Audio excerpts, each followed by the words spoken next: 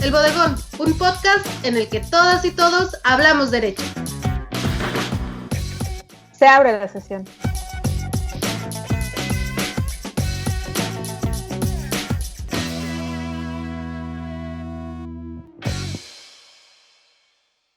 Hola, bienvenidos a todos los que nos escuchan en esta nueva edición del Bodegón. Como siempre, les saludamos con mucho gusto y esperamos que se encuentren muy bien. Como siempre, agradecemos sus comentarios en nuestras redes sociales y agradecemos también su suscripción. Además, los comentarios que nos dejan nos ayudan mucho a mejorar este podcast. Y nuevamente los saludamos con mucho entusiasmo quienes integramos este grupo. María. Hola, María, ya me conocen. Pues ahora estoy disfrutando de una rica taza de café. Fernando. Hola, Fernando Martínez. Les cuento que como a Gerardo, a mí también me gusta mucho viajar. De los lugares favoritos que hemos visitado, me gusta mucho La Habana. Milady. Hola, me da mucho gusto estar nuevamente con ustedes. Yo soy Milady Bernal. Quisiera comentarles que el pasado 30 de julio fue el Día Mundial contra la Trata de Personas y pues pude asistir vía webinar a la conferencia sobre trata de personas en América Latina y el Caribe, trabajo forzado y formas de esclavitud moderna. Fue un excelente evento que ha reunido expertos de la región para abordar los riesgos, desafíos y mejores prácticas para la identificación, prevención y abordaje de la trata, el trabajo forzado y las formas de esclavitud moderna en América Latina y el Caribe. Si ustedes quisieran saber más sobre este tema y sobre el evento en particular, les dejaremos el link en la descripción de este podcast. Gracias. Me presento, Gerardo Merino, y les comento que me encanta comer pan. Y bueno, María, ¿de qué vamos a hablar el día de hoy? Pues hoy nos toca hablar del abogañol, de cómo las y los abogados no se dan a entender. Comenzamos. Alza la mano si tú eres inocente, alza la mano si tú eres culpable. Yo soy un abogado muy profesional, he dedicado mi vida entera a estudiar. Es el abogañol. Abogañol, de latín castellanos, no decir nada diciendo cosas. Extraño y hermético sistema lingüístico cuyos hablantes reconocen modelos de refinada expresión jurídica, o bien puede ser una deformación tropical de la lengua romance que se habla en España, gran parte de América, Filipinas, Guinea Ecuatorial y otros lugares del mundo, utilizada preponderantemente entre abogados para intrincar la comunicación. O es el primo hermano del cantinfleo, aunque en una vertiente técnico-jurídica. Esa es la definición de un artículo muy divertido entre Abogados TV. La propia definición de abogañol es abogañol. No se entiende. El abogañol es abogañol. Es con la forma coloquial en el que pues, las personas identifican cómo hablan o cómo se comunica o cómo se expresan los y las abogadas. Sí, cómo se comunica la comunidad jurídica y que es una mezcla entre el lenguaje del derecho y el lenguaje de los juristas. Es como una parte, lo que quiero decir es que es como una mezcla entre el tecnicismo jurídico y muchas locuciones ya jergales que se utilizan simplemente para decir algo de forma muy específica. Pero hay que aclarar que dentro de esa comunidad jurídica hay todavía más comunidades jurídicas. Hay algunos que se dedican subcomunidades, exactamente. Pequeñas comunidades. Hay quienes se dedican a diversas materias y pues entre ellos tampoco se entienden. Hay algunos que se dedican al fiscal, al administrativo, al civil, al penal, al agrario y al laboral, por ejemplo, y cada uno de ellos tiene su propio lenguaje o forma de comunicarse. La Babilonia del derecho. Pero lo que quería decir es que no importa qué lengua hables, si el derecho agrario, el derecho penal, lo que sí es seguro es que todos conocemos un mínimo de latín o de alguna expresión en latín. Sí, hay varias que todavía se usan y esto lo digo porque ya últimamente como que se trata de evitar el uso de latinismos, pero hay unos que persisten y los podemos encontrar en algún escrito jurídico. Por ejemplo, siempre vamos a escuchar que las y los abogados refieren que una cuestión es de facto o de jure. Hoy yo utilicé la locución de facto en un escrito que hice. Cuéntanos, Fernando, ¿a qué te referías con de facto?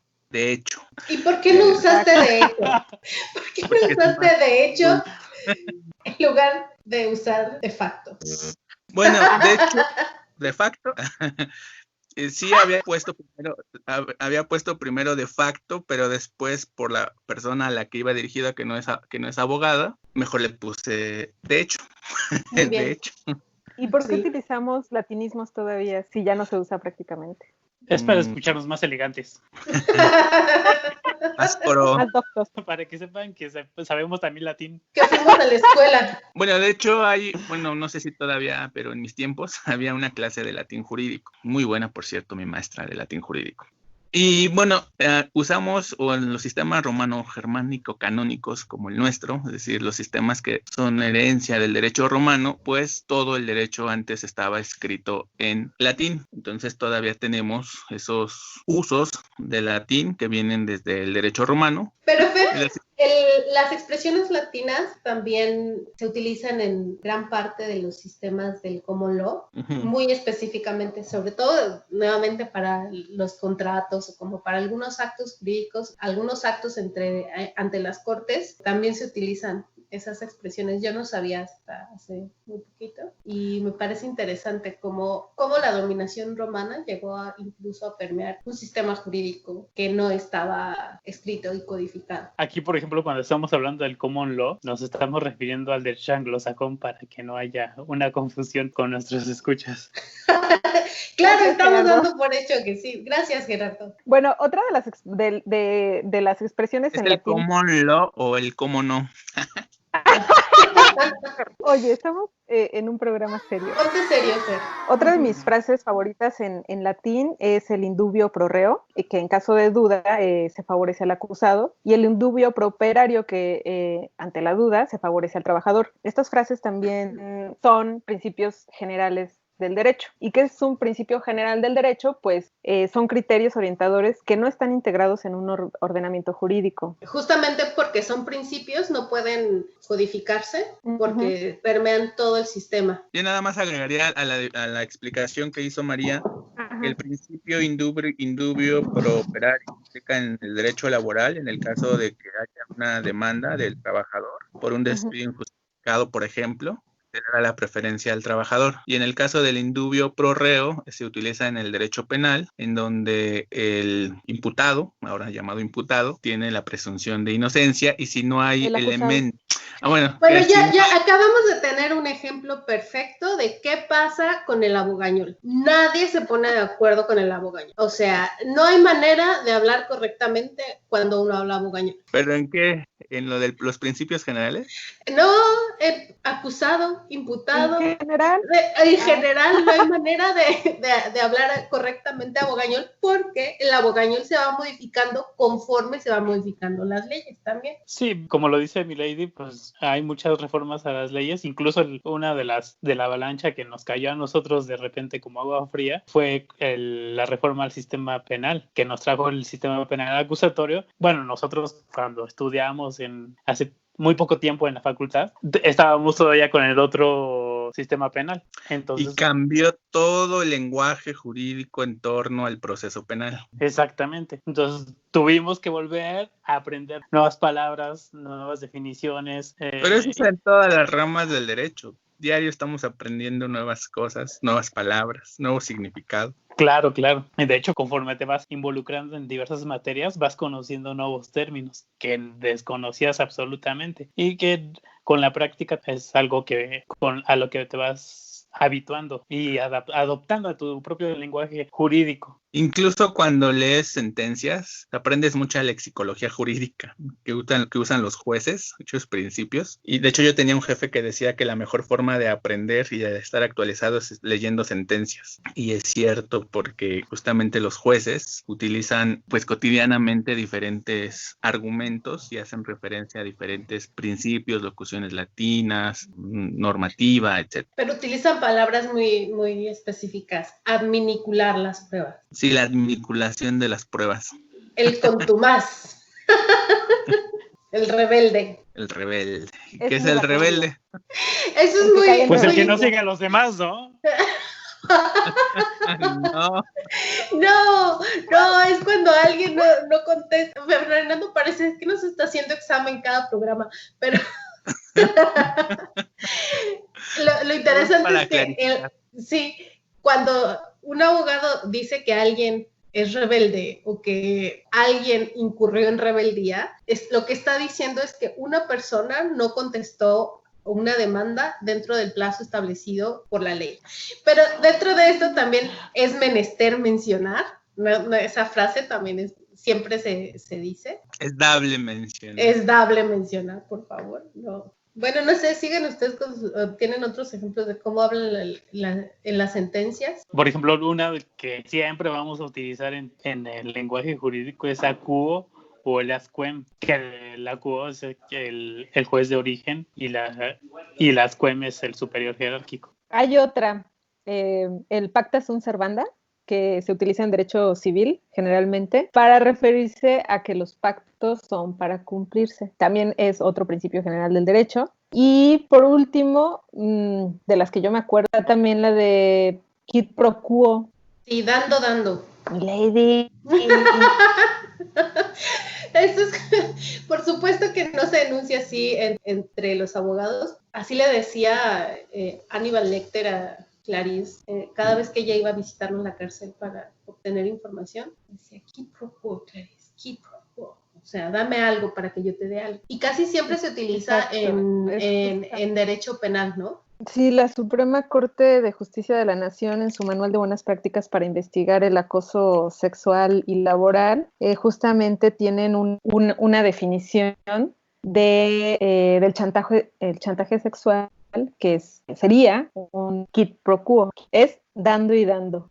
Pero yo creo que entre abogados sí nos entendemos más o menos, ¿no? Aunque cada abogado y abogada tiene su propia perspectiva, su propio criterio, y entonces entran al debate. Podríamos discutir mucho sobre un mismo tema y no ponernos de acuerdo porque cada quien tiene una visión diferente sobre ese tema. Pero es interesante lo que dices, Fer, porque ¿te acuerdas de nuestro profesor de obligaciones? Él decía que si alguien de la antigüedad viajara a la época contemporánea, quien menos tendría dificultad para comunicarse con su sucesor en cuanto a profesor, en profesión, u oficio, sería un abogado de la antigua Roma, lo cual quiere decir que en muchos casos las instituciones jurídicas y las palabras y expresiones que se utilizan en este ámbito no se han modificado tanto. Eso era su opinión. Sí, en realidad no se han modificado mucho. Pero creo que ahorita hay una tendencia para hacer más entendible también el lenguaje jurídico o acercarse más a la ciudadanía, porque precisamente había cierta tendencia a que estábamos un poco alejados y la comunicación no llegaba clara a quien... Sí, porque se creía como que era algo muy elevado, ¿no? Algo muy especializado. Todos los otros tenían que tener acceso.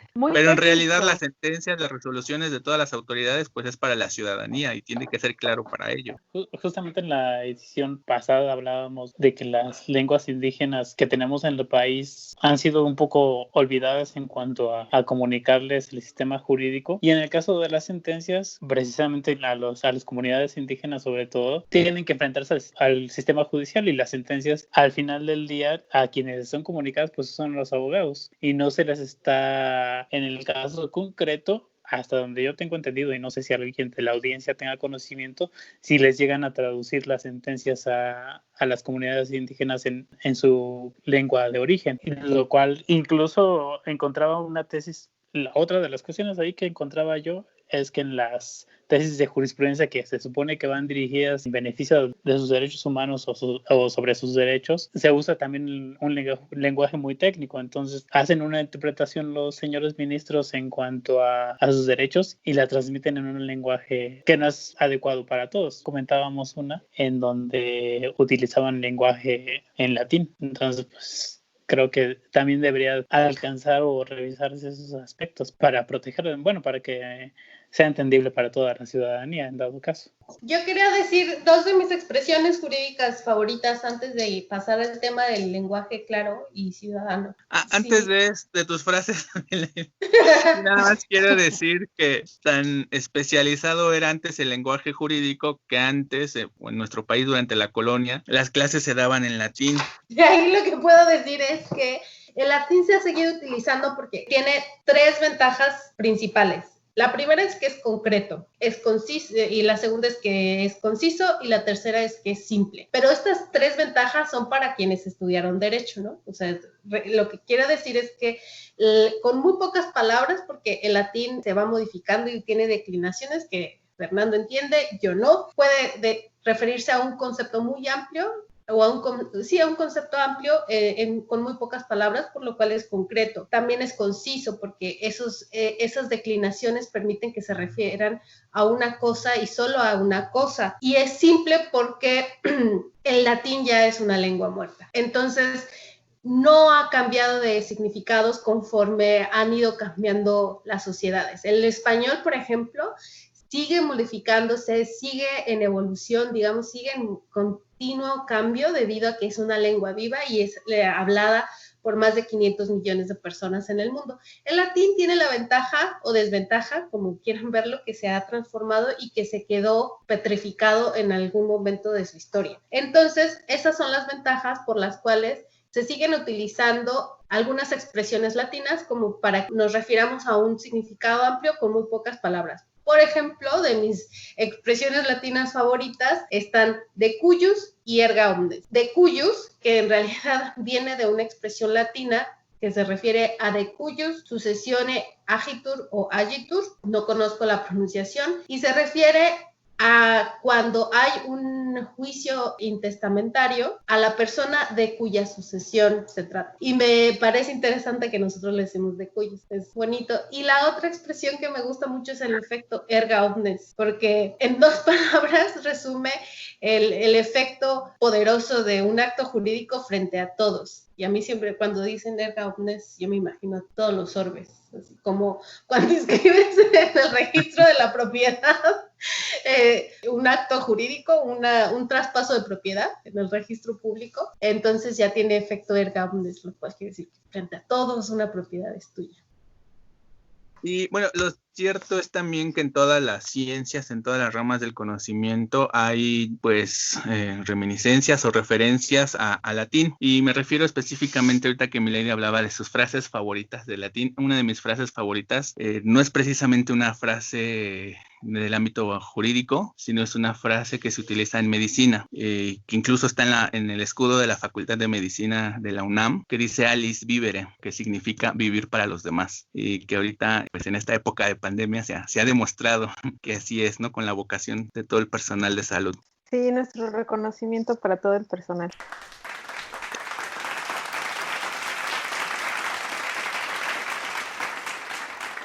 Y en derecho, ¿Cómo? mi frase favorita es que todas las locuciones latinas a mí me gustan mucho.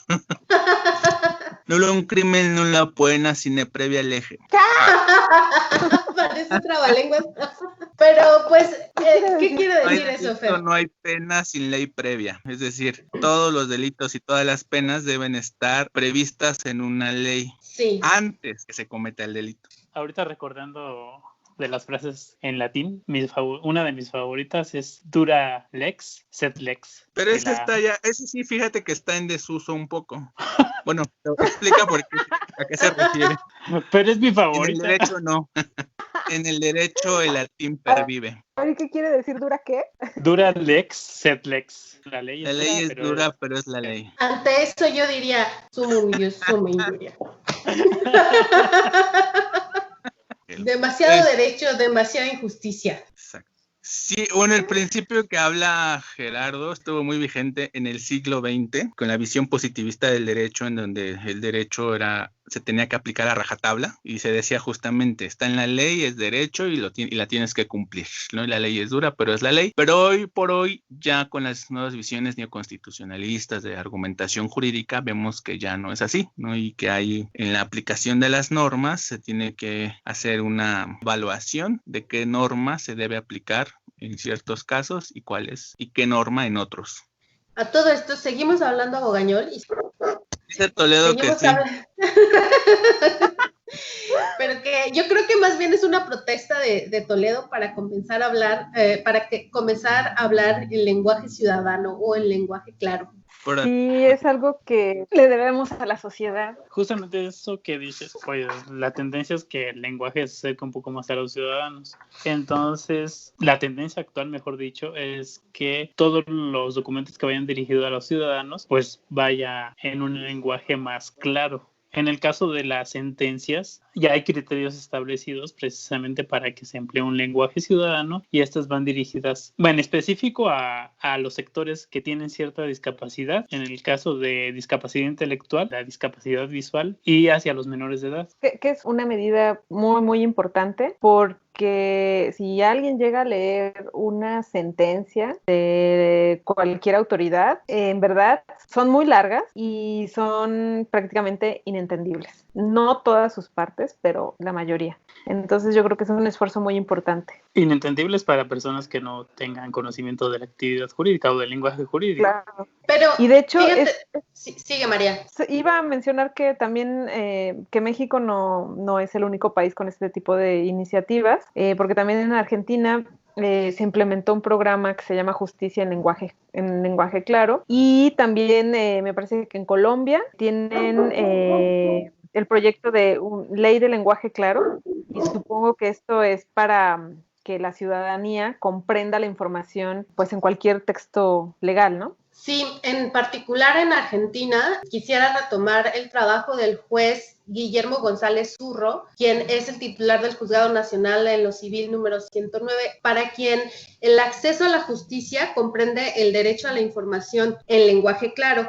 Y esto quiere decir expandir los límites herméticos del lenguaje judicial que está cerrado a especialistas y que es excesivamente formal. Pero ojo, el lenguaje claro no quiere decir que sea un lenguaje fácil, sino que suprime información que no es esencial. Es preciso, y que todo el contenido se intenta comunicar de una manera más comprensible, más legible y clara. Entonces, creo que dentro de lo que dice este juez, es importante retomar la idea de comunicación. El derecho tiene que comunicarse y la mejor forma en que se comunica es de una forma clara. Y lo interesante también es ver que esta forma de comunicación clara es un derecho de la ciudadanía, que ya lo decía Fer, es un derecho, parte del derecho a la información. Es correcto, milady, porque de eso también ya habíamos hablado un poco en los episodios anteriores, de esa desconexión que a veces existe entre las leyes y la ciudadanía. En este caso, pues también en los procesos que enfrentan muchas personas, procesos jurídicos, se necesita poner más a la mano textos comprensibles, ¿no? Y esto que hace el Poder Judicial de hacer sentencias más sencillas para las personas con discapacidad visual, intelectual y menores de edad, como señaló Gerardo, es una iniciativa muy buena, una medida importante,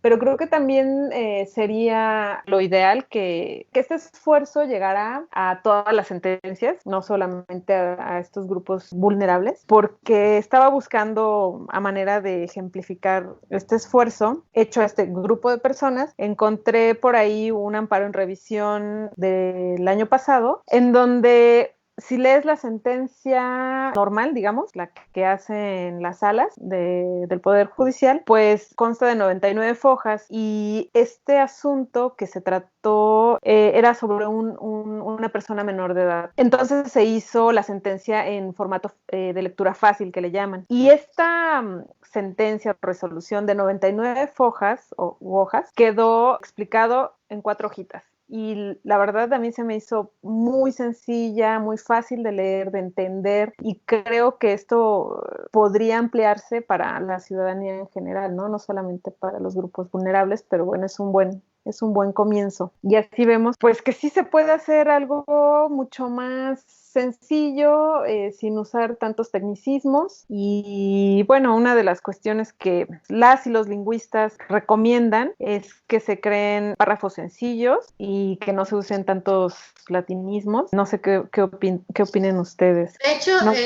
El juez Guillermo González propone una metodología de 7 elementos, y el primero tiene que ver con la sintaxis, y es volver a lo básico: sujeto, verbo, predicado, evitar oraciones largas. Después, cosa básica que nos enseñan desde la preparatoria: desarrollar una idea por párrafo. 3, en lo que respecta al léxico, tendríamos que emplear palabras actuales en vez de fojas, utilizar la palabra hojas, por ejemplo, no abusar de las abreviaturas y evitar en lo posible los latinismos y otras expresiones de origen extranjero. Creo que eso lo puede hacer cualquier persona, cualquier juez o cualquier proyecto de resolución jurídica con efectos jurídicos. Después, el número 4, en lugar de utilizar sustantivos, referirse a los verbos. Por ejemplo, en lugar de referirse a practicar la notificación, tendría que decirse notificar. Ese es el verbo. Después, una cosa que encuentro un poco difícil es no abusar de la voz pasiva, porque permite ocultar a la gente de la acción. Entonces, si pensamos en alguna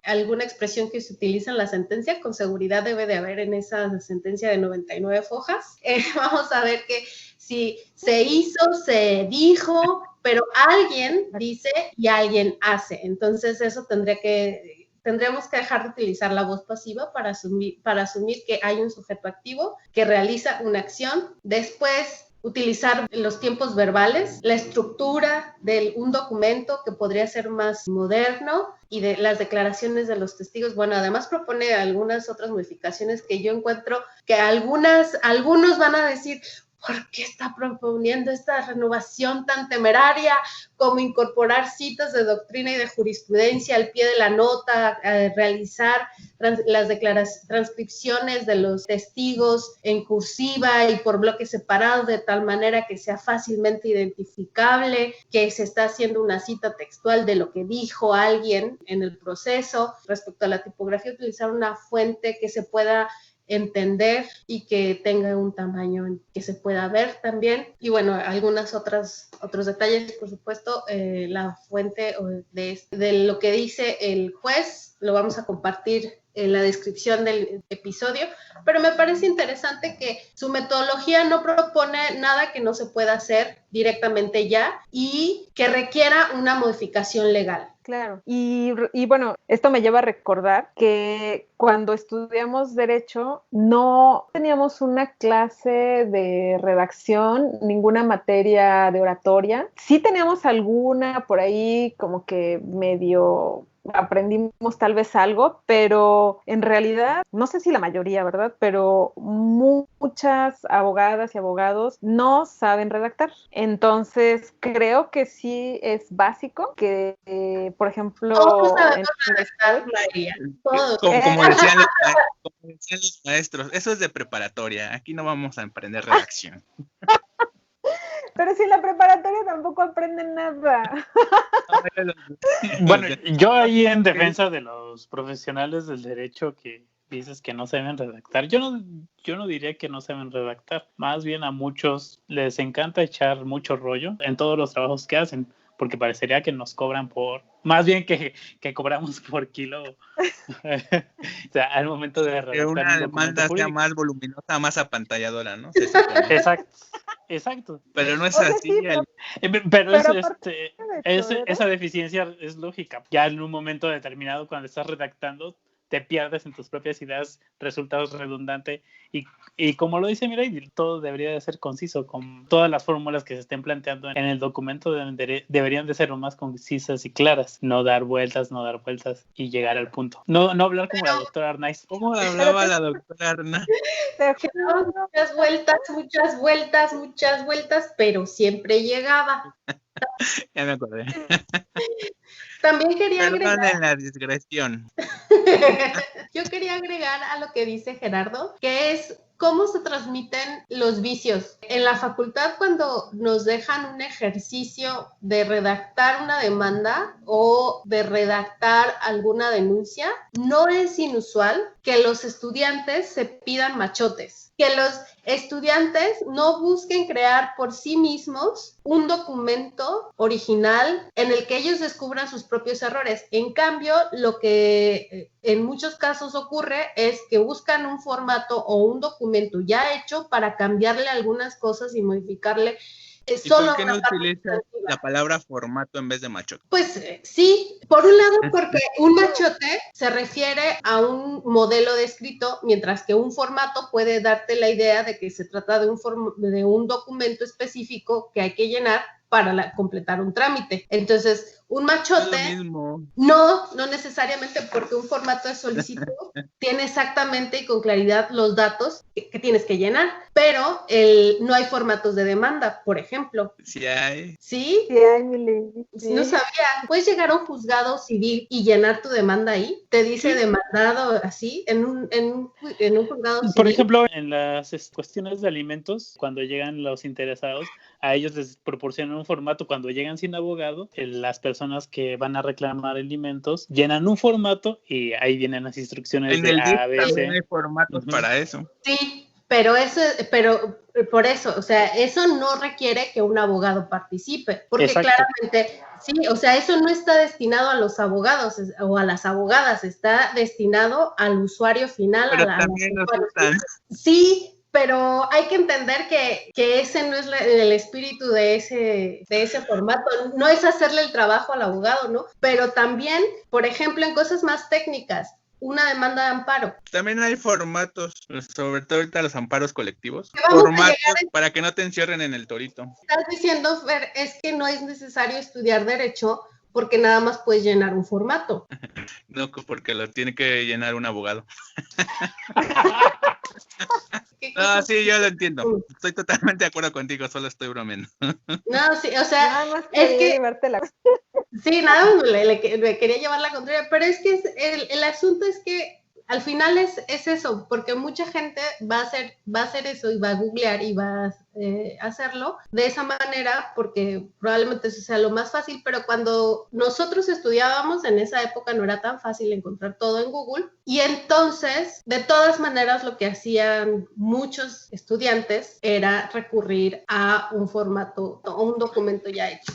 Yo ahí considero, o lo que se puede criticar en cuanto a la educación jurídica, no sé si en todas las universidades se den los casos, pero como lo estaban comentando, los profesores te piden que lleves una demanda, pero yo entendería que la intención del profesor es que tú vayas prendiendo tu criterio jurídico, pero tampoco te dicen el camino. Actualmente creo que ya les están dando clases de argumentación jurídica a los compañeros, entonces eso es muy importante para todos los que están estudiando la profesión, porque esa es la base prácticamente de todo nuestro trabajo y en realidad muchos de nosotros lo entendimos prácticamente cuando ya entramos a alguna labor jurídica. En mi caso, en un despacho, entendí cuál era la forma de hacerlo. Evidentemente, también a veces me auxiliaba de formatos o de machotes, porque siempre vas a tener esa inseguridad inicial de cómo se hace esto, pero ya conforme vas el camino recorrido, ya la propia experiencia te vas formando tu propio criterio jurídico, que eso es lo más importante en cuanto a ser profesional del derecho. De hecho, yo tenía un maestro de prácticas y procedimientos fiscales en donde decía que lo único que nos va a dar la facultad de derecho es el criterio. El criterio pero jurídico. Ahí se queda corto. No. Se queda corto. ¿Por qué? Porque necesitas poder transmitirlo, plasmarlo de una manera clara y entonces yo regreso a lo que decía, de verdad. Sí es importante que sepamos redactar. Sí he visto y he conocido profesionales del derecho que no saben redactar. Sí hay otra parte que quienes son muy choreros y habemos quienes somos más concretos y concisos para plasmar las ideas, ¿no? Pero yo creo que sí es una deficiencia que se debe corregir en las aulas. Al final eso es una cuestión de aprender a comunicarse y expresar tus ideas de forma adecuada y con lógica, aprender a expresarte de forma escrita o de forma oral, ¿no? El sentido que le quieras dar. Justamente de lo que hablaba hace rato Milady, con relación a la evolución del español, hay una tendencia a reconocer la necesidad de usar el lenguaje inclusivo, pero hay que entender que el lenguaje inclusivo no se trata de sustituir únicamente las vocales o de usar los artículos las y los, es algo mucho más que va más allá, porque no se trata nada más de aparentar en que el lenguaje se usa para que trate de englobar a todas las personas, sino que de realmente se lleva a la práctica. Y justamente sobre esto, el ministro presidente de la Suprema Corte de Justicia de la Nación, Arturo Saldívar, recientemente en un tuit señaló algo con relación al lenguaje inclusivo. Dice: el lenguaje inclusivo es un tema muy debatido. La óptica no debe ponerse en la belleza, siempre subjetiva. Se trata de derechos, de igualdad, de inclusión, de entender un mundo en que cabemos todas y todos, y en el que ellas nunca más puedan sentirse excluidas. Y justamente eso, en toda la administración o todo el aparato de justicia y de administración pública, la tendencia es utilizarse el lenguaje, pero también creo que deben llevarse más acciones para incluir a todos los géneros, así como todas las identidades que se están presentando actualmente o que se están reconociendo. Y en este caso, no sé qué opinan ustedes de que se amplíe este lenguaje o que el lenguaje se use de manera inclusiva o va a tener una consecuencia positiva. Totalmente, yo estoy muy de acuerdo porque lo que he escuchado recurrentemente es que si con eso va a cambiar la realidad, pues sí, es parte de todo un entramado y le tenemos que entrar al lenguaje porque se ha utilizado perversamente, ¿no? Te dicen que el género masculino engloba a todas las personas, lo cual no es cierto, porque en la Revolución Francesa y los derechos del hombre, pues cuando las mujeres dijeron, ok, pues el hombre es lo universal, pues nosotras también queremos nuestros derechos, y tómala, ¿no? Ahí los derechos del hombre de verdad son los derechos del hombre. Se ha utilizado el lenguaje de manera muy perversa, cuando les conviene, sí hay que incluirnos en el género masculino, y cuando no, fácilmente dicen es que la ley dice que solo son los ciudadanos pueden votar, los ciudadanos son los hombres. Entonces, sí es muy importante que el lenguaje evolucione, aunque la RAE se oponga, a mí no me importa porque la lengua es el español, en este caso es una lengua viva y se transforma todo el tiempo y podemos hacer esos cambios, ¿no?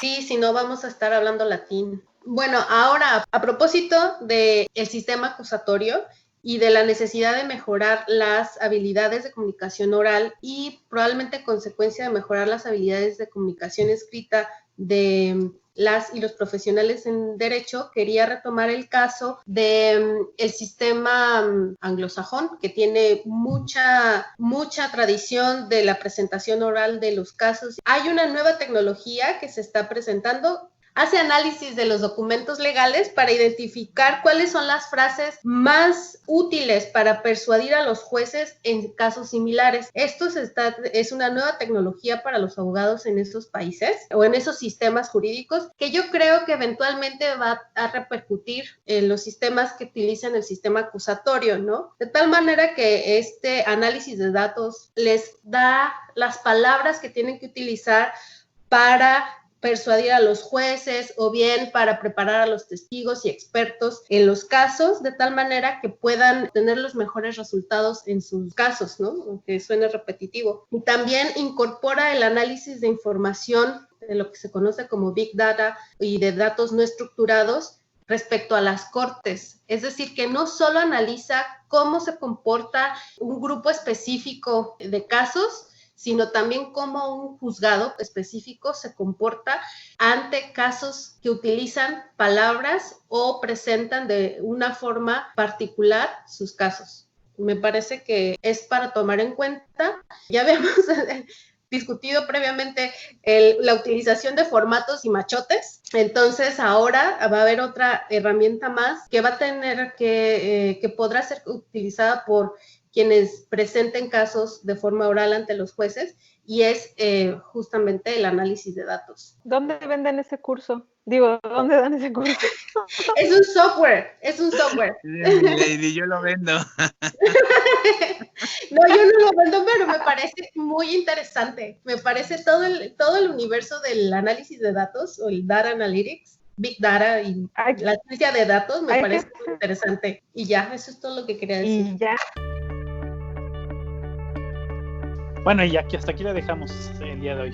Y queremos agradecer a la audiencia, todos sus comentarios, y mi Lady tiene un saludo especial. Sí, yo tengo un saludo muy especial para Gamaliel García, quien también nos comenta y nos hace preguntas muy interesantes que nos dejan pensando en futuras posibilidades de episodios. Muchas gracias. Yo quiero despedirme diciendo Ius semper locut.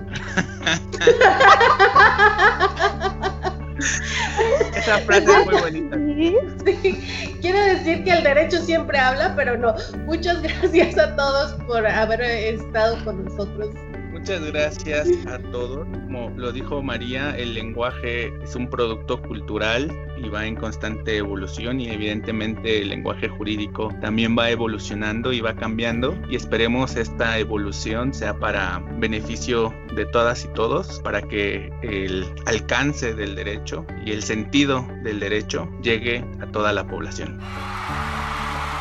¡Bravo!